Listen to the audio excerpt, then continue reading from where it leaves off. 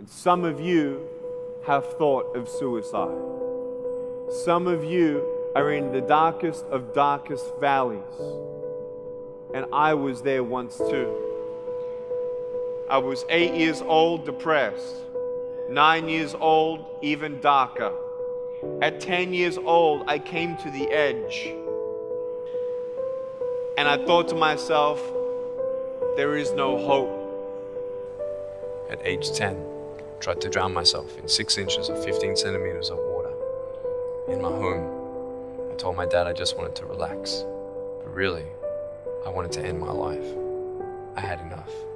The first 2 times I rolled over, I was trying to work out how much air I hold in my lungs before I let it out. And the 3rd time, in my mind, knowing that I wanted to get out of here because of the bullying in my life, because I was going to be a burden to my parents and I had nothing to look forward to, I realized at that moment that if I actually went through with committing suicide, I would leave a greater burden for my parents than they already had. So when I saw in my mind my mum and my dad and my brother crying at my grave if I went through with it, that one thought saved me. The power of encouragement. You can save a person's life. You may have arms and legs, but unless you know 3 things. Number 1, who are you and what your value is? Number 2, what is your purpose here in life? And number 3, what is your destiny when you're done here? If you don't know the answers of any of those 3 questions, you're more disabled than I. If I gave you $1 billion, would you be happy?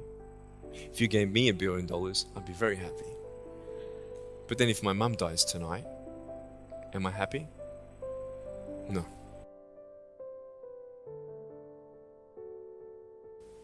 Life is worth living when you find purpose. Nick, I don't know what my purpose is. I don't know. My parents want me to do this. My teachers want me to do that. My friends think that I should do this, and I don't know what to do. And you're torn, man. You don't know what to do. You have to make important decisions, man. You don't know what to do. Who do you believe? Follow your heart. If that's who you want to be, if that's what you want to do in life,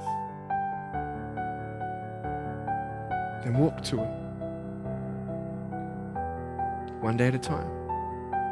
You got to come to the truth of knowing who you are and why you're here. William Barclay, he said, the greatest 2 days in anyone's life, the day you were born and the day you knew why.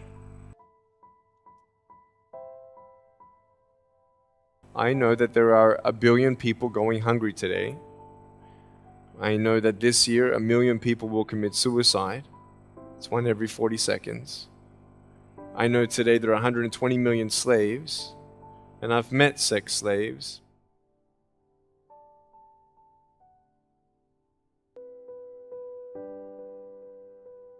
So many people tease each other. Oh, you're too short, you're too tall, you look whatever.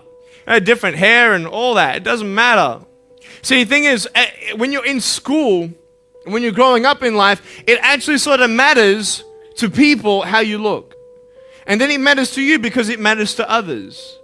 Why? Why does it matter how you look? Because if they don't like you, then who will? If they don't accept you, then who will? I know so many teenagers who look themselves in the mirror and wish that they had a different body. I want to ask you, what are you going to believe? Are you going to believe in yourself? Are you going to believe everybody else's judgment on you? Are you going to believe people when they say that you're a failure and no one really likes you, no one really cares about you? That's what this world is. I want to look like her. If I was taller, shorter, smarter, more popular, whatever you want. It's not enough. And the fear that we have is that we're going to be alone, that we're not good enough. And we have to change ourselves. And so many people put me down and say, Nick, you look too weird and no one's really your friend and you can't do this and you can't do that.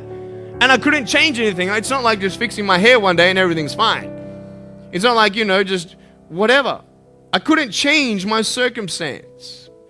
I couldn't just one day wake up and say, hey, give me arms and legs. I need arms and legs. But it was so hard because people put me down. And I started believing that I was not good enough. I started believing that I was a failure.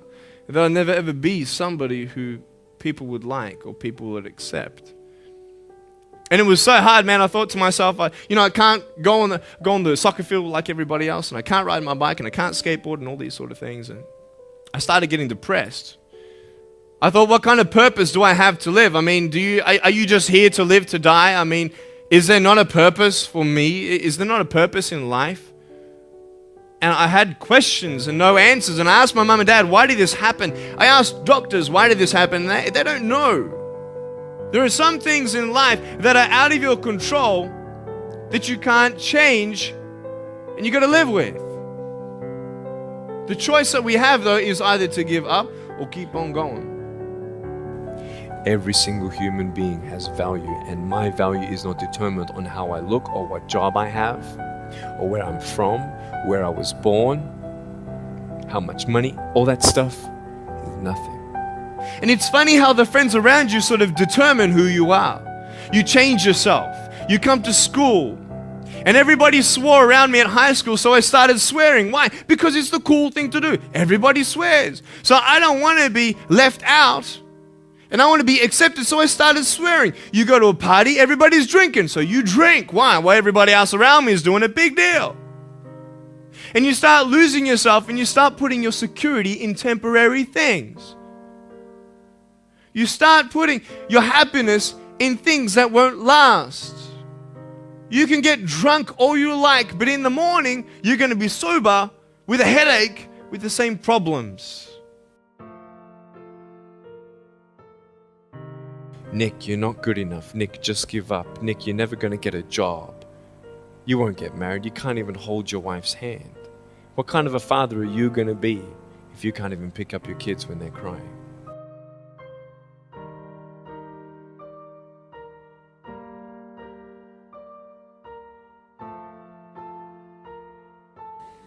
But I tell you, there are some times in life where you fall down and you feel like you don't have the strength to get back up.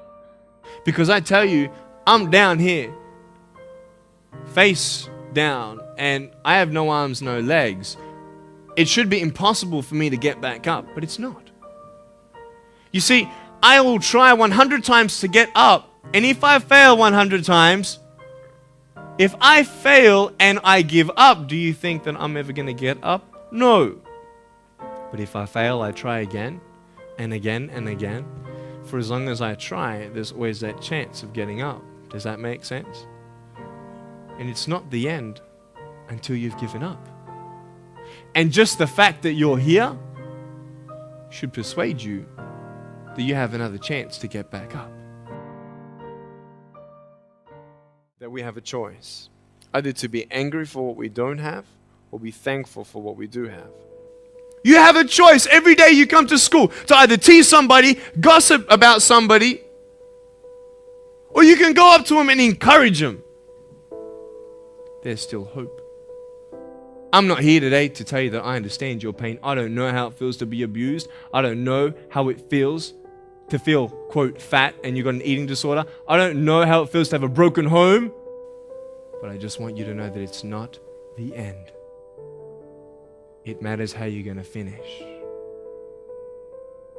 Are you going to finish strong? At age 10, I actually tried to commit suicide by trying to drown myself in my bathtub. And the only reason I decided to stay was because I didn't want to leave my loved ones with that pain. So I decided to give my broken pieces a chance. Man, am I glad that I'm still here. Today, I still have no arms, no legs. But everything's changed. When I'm 24 years old, 5-6 years ago, I was in California. And I never met anybody else like me. When I was 10 years old, I wish I would have met somebody like me. Never did. Didn't get that miracle. But at 24, in California, I saw a little boy with no arms and no legs, 19 months old, just like me. I knew he was going to be bullied. I knew he was going to go through depression. I knew he would feel alone. I knew that he would get worried if he's ever going to have a girlfriend, and so on and so on. I got the father to bring him up on stage in front of 2,000 people. And everyone was crying. And it was a materialization of when you don't get a miracle, you can be a miracle for someone else. Think of the 3 biggest discouragers in your life. They're not your biggest discouragers. You are. But I hope you are inspired to know that if I can dream big, then so can you. There are no walls. Find your peace, and you'll make your walls doors.